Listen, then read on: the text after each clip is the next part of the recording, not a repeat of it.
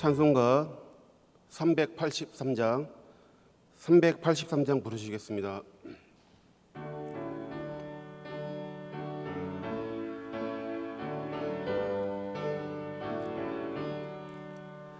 눈을 들어 산을 보니 도움 어디서 오나 천지 지은 주 하나님 나를 도와주시네. 나의 발이 실족 않게 주가 깨어 지키며 택한 백성 항상 지켜 길이 보호하시네. 도우시는 하나님이 내게 그늘 되시니 낮의 해와 밤의 달이 나를 상치 않겠네. 내게 화를 주지 않고 오늘 보호하시며 너의 출입 지금부터 영영 인도하시리. 아멘.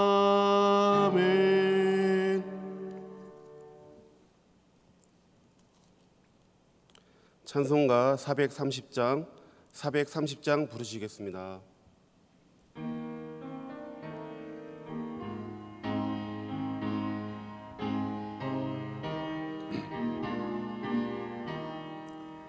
주와 같이 길 가는 것 즐거움이라린가. 우리 주님 걸어가신 발자취를 밟겠네. 한 걸음 한 걸음 주 예수와 함께 날마다 우리 걸어가리. 어린아이 같은 우리 미련하고 약하나 주의 손에 이끌리어 생명길로 가겠네. 한 걸음 한 걸음 주 예수와 함께 날마다 우리 걸어가리. 꽃이 피는 들판이나 험한 골짜기라도 주가 인도하는 대로 주와 같이 가겠네. 한 걸음 한 걸음 주 예수와 함께 날마다 우리 걸어가리.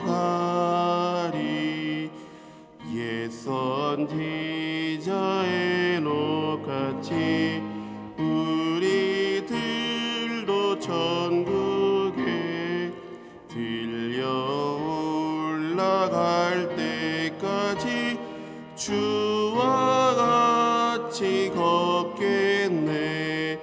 한 걸음 한 걸음 주 예수와 함께 날마다 우리 걸어가리.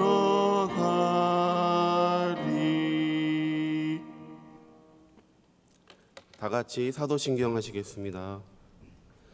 나는 전능하신 아버지 하나님 천지의 창조주를 믿습니다.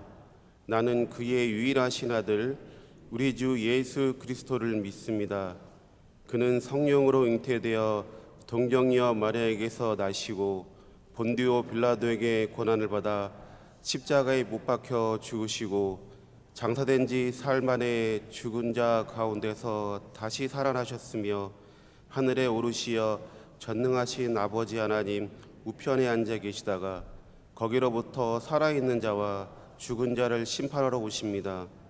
나는 성령을 믿으며 거룩한 공교회와 성도의 교제와 죄를 용서받는 것과 몸의 부활과 영생을 믿습니다. 아멘. 정우영 목사님 나오셔서 말씀 전해주시겠습니다. 예, 하나님 말씀 보시겠습니다. 예레미야서 20장 1절에서 6절까지 말씀입니다. 예레미야 20장 1절에서 6절까지 말씀, 구약 1082쪽 근처에 있습니다. 예레미야서 20장 1절에서 6절까지 말씀, 제가 읽어드리겠습니다. 임멜의 아들 제사장 바수훌은 여호와의 성전의 총감독이라. 그가 예레미야의 이 일 예언함을 들은지라. 이에 바수훌이 선지자 예레미야를 때리고 여호와의 성전에 있는 베냐민 문 위층에 목에 씌우는 나무 고랑으로 채워 두었더니, 다음날 바수훌이 예레미야를 목에 씌우는 나무 고랑에서 풀어주매 예레미야가 그에게 이르되, 여호와께서 내 이름을 바수훌이라 아니하시고 마고의 밉사빔이라 하시느니라. 여호와께서 이와 같이 말씀하시되, 보라, 내가 너와 내 모든 친구에게 두려움이 되게 하리니 그들이 그들의 원수들의 칼에 엎드러질 것이요 내 눈은 그것을 볼 것이며, 내가 온 유다를 바벨론 왕의 손에 넘기리니 그가 그들을 사로잡아 바벨론으로 옮겨 칼로 죽이리라. 내가 또 이 성읍의 모든 부와 그 모든 소득과 그 모든 귀중품과 유다 왕들의 모든 보물을 그 원수의 손에 넘기리니 그들이 그것을 탈취하여 바벨론으로 가져가리라. 바수후라, 너와 내 집에 사는 모든 사람이 포로되어 옮겨지리니 내가 바벨론에 이르러 거기서 죽어 거기에 묻힐 것이라. 너와 너의 거짓 예언을 들은 내 모든 친구도 그와 같으리라 하셨느니라. 아멘. 한 사람이 등장합니다. 이 사람은 임멜의 아들이고요, 여호와의 성전의 총감독관이었습니다. 이 사람의 이름은 바수훌이라는 이름인데, 이 이름은 자유로움이라는 뜻을 가지고 있습니다. 바수훌은 예레미야가 한 예언을 듣습니다. 그 예언의 내용은 바로 앞에 나오는 19장 15절의 말씀인데요, 제가 19장 15절을 읽어드리겠습니다. 만군의 여호와 이스라엘의 하나님께서 이와 같이 말씀하시되, 보라, 내가 이 성읍에 대하여 선언한 모든 재앙을 이 성읍과 그 모든 촌락에 내리리니 이는 그들의 목을 곧게 하여 내 말을 듣지 아니함이라 하시니라. 아멘. 사실 이 15절의 말씀은 이제 예언의 축약이고 전체적인 심판의 내용은 앞서서 계속 예레미야를 통해서 선포되었었습니다. 그러니까 유다가 멸망할 것이라는 것, 예루살렘이 끌려갈 것이라는 것, 선지자 예레미야는 이 예언을 성전 뜰에서 선포합니다. 당연히 바수훌 총감독관이 들을 수밖에 없었습니다. 이 심판의 말을 들은 바수훌이 어떻게 반응했을까요? 매우 즉각적으로 반응하는데요, 그게 무슨 말이냐고 묻지도 않고 그냥 때립니다. 2절에 이 때렸다라는 표현은 매우 무서운 태형을 의미합니다. 그렇게 때리고 나서 묶어두기까지 합니다. 2절입니다. 이에 바수훌이 선지자 예레미야를 때리고 여호와의 성전에 있는 베냐민 문 위층에 목에 씌우는 나무 고랑으로 채워 두었더니, 참 아이러니하지 않나요? 여호와 하나님의 말씀을 전하다가 여호와의 성전뜰에서 매를 맞고 여호와의 성전에 묶여 있게 됩니다. 그리고 다음 날이 되었죠. 바수훌은 예레미야를 풀어 주었습니다. 약 24시간 동안 매여 있던 것으로 추정합니다. 얼마나 고통스럽고 힘들었을지 상상조차 할 수 없습니다. 그렇게 풀려날 때 예레미야는 어떤 마음이었을까요? 이제 살았다, 까불지 말아야겠다라는 생각을 하지는 않았을까요? 저 같으면 그랬을 것 같습니다. 뭐 혹 그 정도는 아니더라도 이제 좀 조심히 신중하게 말을 골라서 해야겠다.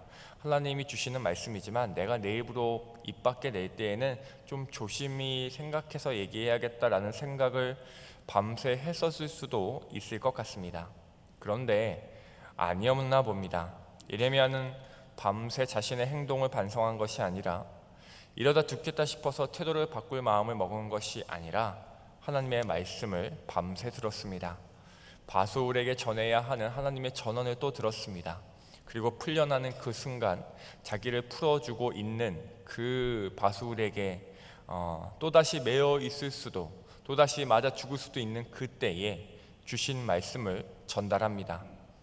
여호와께서 너의 이름을 바수훌이라 아니하시고 마골 미사빕이라고 하시느니라.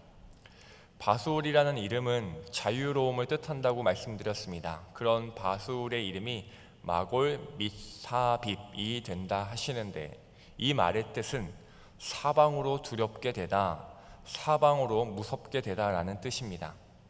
바수울의 이름을 바꾸시고는 하나님께서 바수울에게 예레미야를 통해서 계속 말씀하십니다. 4절 말씀인데요, 여호와께서 이와 같이 말씀하시되 보라, 내가 너로 너와 내 모든 친구에게 두려움이 되게 하리니 그들이 그들의 원수들의 칼에 엎드러질 것이요 내 눈은 그것을 볼 것이며 내가 온 유다를 바벨론 왕의 손에 넘기리니 그가 그들을 사로잡아 바벨론으로 옮겨 칼로 죽이리라. 무서운 심판입니다. 이름 그대로예요. 마골 미사빕, 사방으로 두려움. 이보다 더 무서운 심판은 또 없을 것 같습니다. 하나님께서는 바수울에게 너가 두렵게 될 것이다 라고 하지 않으시고 너 때문에 사방이 두려움으로 가득 찰 것이다 하십니다. 성전의 총감독인 바수훌이 복의 통로가 되기는커녕 두려움의 통로가 될 것이다 말씀하시는 거죠.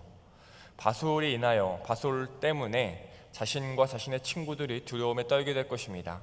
바수hul로 인하여 그의 모든 가족들과 사람들이 포로가 될 것입니다. 그리고 바벨론에서 죽게 될 것입니다. 하나님의 성전의 감독이, 그 거룩한 성전의 감독이 두려움의 통로가 되어 두려움을 뿌리다가 생을 마감하게 될 것입니다. 처참한 결말이죠.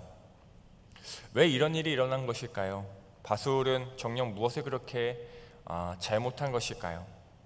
바수hul은요, 예레미야 선지자에게 개인적인 악의가 있지 않았습니다. 바수hul은 예레미야에 대해서 공식적으로 정했던 방침을 실행했을 뿐입니다. 그 방침이 18장 18절 말씀인데요, 제가 읽어드리겠습니다. 그들이 말하기를 오라 우리가 꾀를 내어 예레미야를 치자. 제사장에게서 율법이, 지혜로운 자에게서 책략이, 선지자에게서 말씀이 끊어지지 아니할 것이니 오라 우리가 혀로 그를 치고 그의 어떤 말에도 주의하지 말자 하나이다. 유다의 지도자들, 성전의 고위직들, 그리고 백성들, 그들은 예레미야를 이렇게 하고자 정했습니다. 무슨 말인가요? 그들은 자신들이 틀렸다고 결코 생각하지 않았다는 겁니다. 그의 어떤 말에도 주의하지 말자. 그들은 한결같이 자신들의 현 처지에 만족하고 있었으며 계속 그대로 진행되기를 바라고 있었어요. 우리 제사장이 잘하고 있는데, 우리의 지혜로운 자가 책략을 내고 있는데, 잘 내고 있는데, 우리 선지자들이 하나님의 말씀을 잘 전하고 있는데 쟤는 왜 나서서 난리야? 하는 것입니다. 그들이 보기에 예레미야는 사기꾼, 그 이상도 그 이하도 아니었던 거죠. 그런데 그 사기꾼이 뭐라고 하나요? 예루살렘 성전이 무너질 거라고 합니다. 이 무슨 불경스러운 말인가요? 감히 하나님의 성전이 무너질 것이라니요. 이스라엘이 멸망할 거라고 합니다. 유다가 멸망할 거래요. 어떻게 이런 말을 할 수 있나요? 이스라엘이 누구입니까? 유다가 누구 백성입니까? 하나님께서 선택하신 백성입니다. 그런 유다입니다. 그러니 바수hul이 가만히 있을 수 있었을까요? 그는 예루살렘 성전의 총감독관이었습니다. 틀린 것을 바로잡고 잘못된 것은 어떤 방법을 써서라도 고쳐야 하는 그런 지위에 있었습니다. 그는 예레미야를 그냥 둘 수 없었습니다. 정해진 방침에 의해, 모든 백성이 원하는 바에 의해, 그리고 자신의 정의에 따라 예레미야를 응징해야 했습니다. 그래서 그는 그를 때렸고 매달았습니다. 겉으로 보면, 표면적으로 보면 유다 백성들이 보기에 이 모든 상황은 합당하고 마땅하게 진행된 일이었습니다. 바수hul이 보기에 예레미야는 질서를 어지럽히는 자였고 자신은 질서를 관장하는 역할이었습니다. 사실 얼마든지 그렇게 들을 수 있었을 겁니다. 예레미야가 무엇을 말했다고요? 파괴와 절망과 멸망입니다. 그런 재앙이죠. 질서의 반대입니다. 평화의 반대의 얘기를 한 거예요. 바수울에게 그 얘기들은 듣고 있을 수 없는 부조리한 얘기 그뿐이었습니다.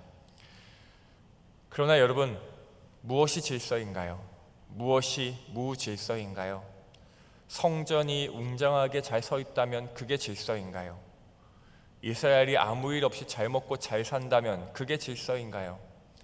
바수울은 예레미야가 질서를 어지럽힌다 판단해서 그를 때리고 매달았는데 그 기준은 어디에서 나왔을까요? 무엇을 바탕으로 예레미야를 판단한 걸까요? 자신들의 기준입니다. 이스라엘의 오랜 전통이라 불리는 자신들의 신앙과 그 가치관, 그게 기준이었습니다. 바술과 유다 백성들은요, 확인할 생각조차 하지 않았습니다. 진짜 저 선지자 예레미야가 하는 말이 참인지 아니면 거짓인지, 그가 말하는 심판이 정말 예정된 일인지 아닌지, 저 사람이 지금 하나님의 말씀을 전하는 것인지 아닌지 확인할 마음도 없었습니다. 그들은 그저 파괴는 무질서이며 자신들의 안정과 평화가 질서라고 믿었습니다. 사랑하는 성도 여러분, 무엇이 질서이고 무엇이 무질서인가요? 성전이 무너지면 무질서인가요? 아니요.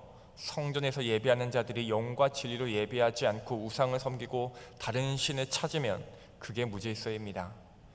성전이 파괴되지 않아도 성도라 불리는 자들이 자신을 되돌아보는 데 율법을 사용하지 않고 남을 정죄하고 판단하는 데 율법을 악용하면 그게 무질서입니다. 예루살렘이 무너지는 거요, 이스라엘이 멸망하는 거요, 그건 무질서도 혼돈도 무엇도 아닙니다. 진짜 혼돈은요, 하나님이 계시지 않는 것, 그것이 진짜 혼돈입니다. 바수울은 그것을 몰랐습니다. 자신이 질서를 회복하고 있다고 믿었어요. 그래서 그는 예레미야를 때린 것이고 사람들의 지지를 받아 자신의 행동을 정당화한 것이죠. 모두가 그렇게 생각했으나 하나님은요, 그렇게 생각하지 않으셨습니다. 그래서 하나님께서는 예레미야를 통해 분명하게 다시 말씀하십니다. 바수울이 틀렸다고, 너가 틀렸다고, 너가 틀렸기에 너는 축복의 통로가 아닌, 질서의 통로가 아닌 어둠과 절망의 통로가 될 것이라고 말씀하십니다. 바수울이 틀렸다고 그렇게 얘기하시는 하나님의 음성을 바수울은 듣게 됩니다.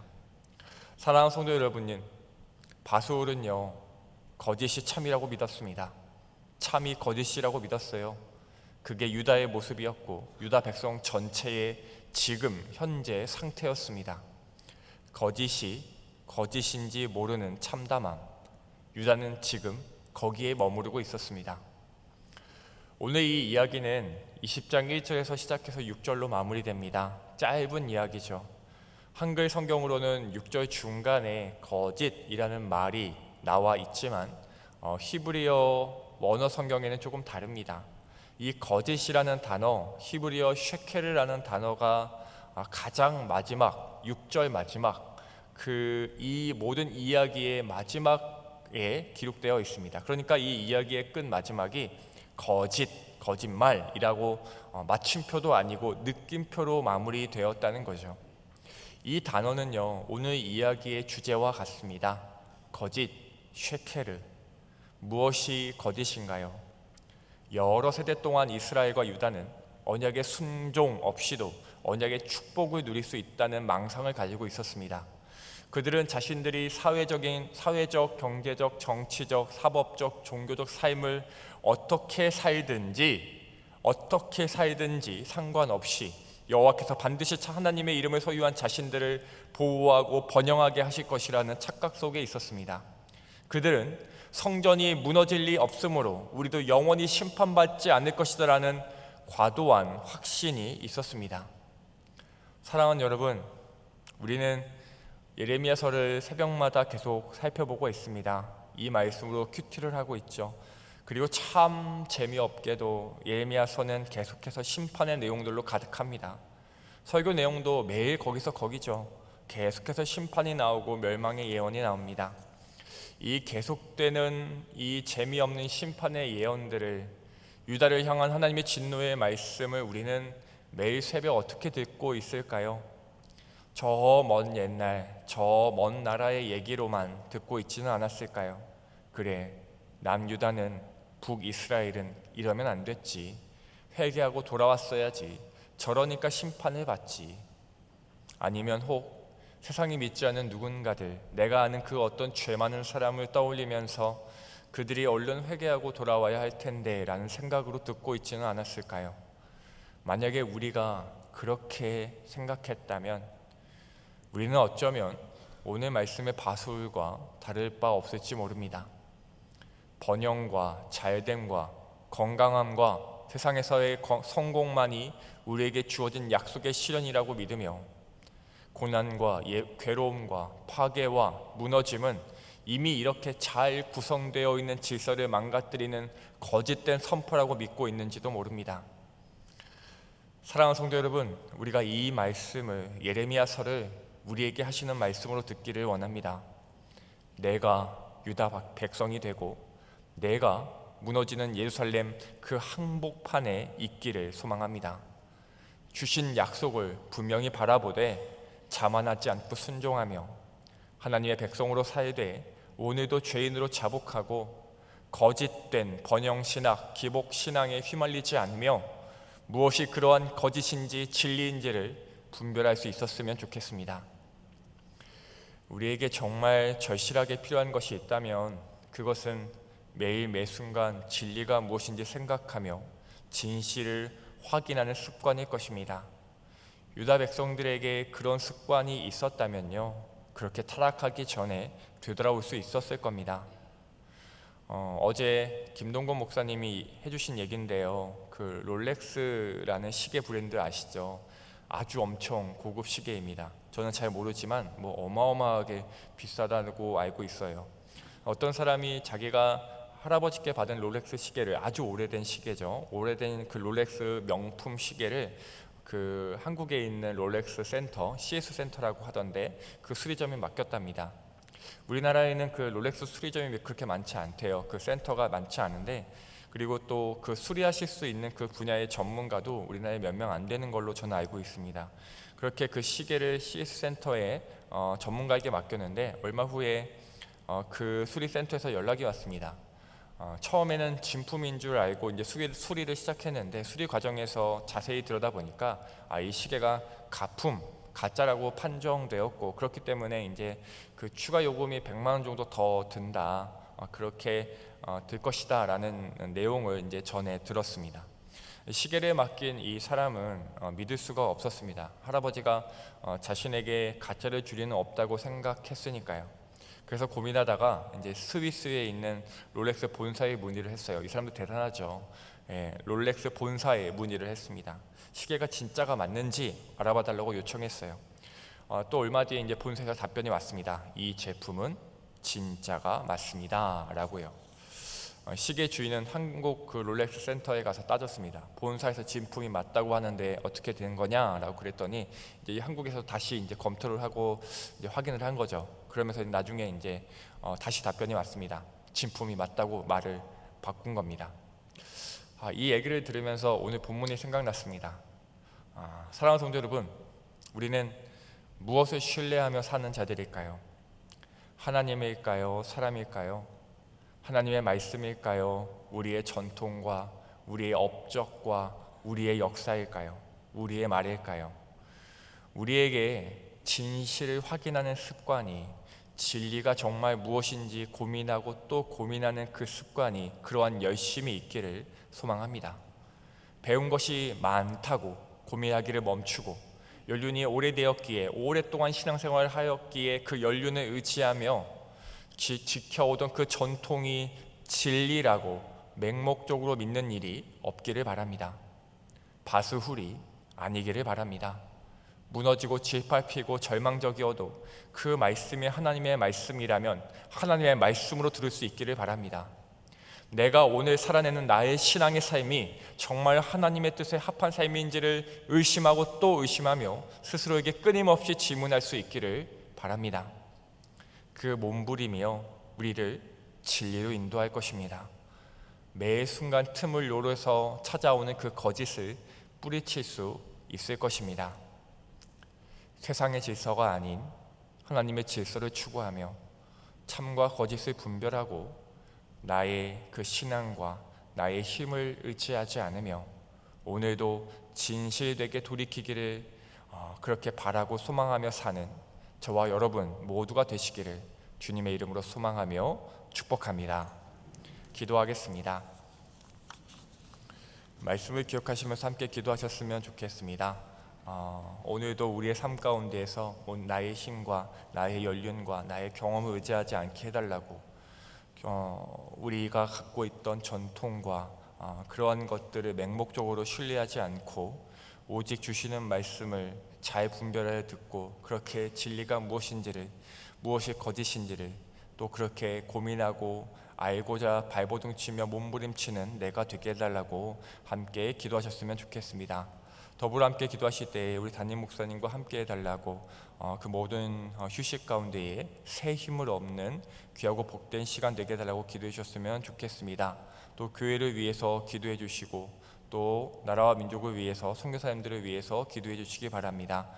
인도네시아 수카다르마 교회와 겨자씨 교회를 위해서 또 리빙처치와 우리 김민선 목사님을 위해서 또 태국 단기선교팀과 또 대만 단기선교팀이 이제 오늘 마지막 일정을 마치고 내일 이제 귀국하게 되는데 내일 돌아올 때까지 하나님께서 함께 해주시도록 마지막까지 주시는 큰 은혜를 누리고 돌아올 수 있게 해달라고 함께 기도해 주시기를 부탁드립니다. 또 우리 사랑하는 환우들을 위해서 모든 우리 환우들 하나님께서 치료해 주시도록, 또 우리 각자의 소원들을 가지고 이 시간 주여 한번 부르시고 함께 기도하겠습니다. 주여! 살아계신 하나님 아버지 감사합니다. 하나님, 이번 한 주도 주님의 말씀을 붙들고 살아가게 하시니 감사합니다. 하나님 아버지,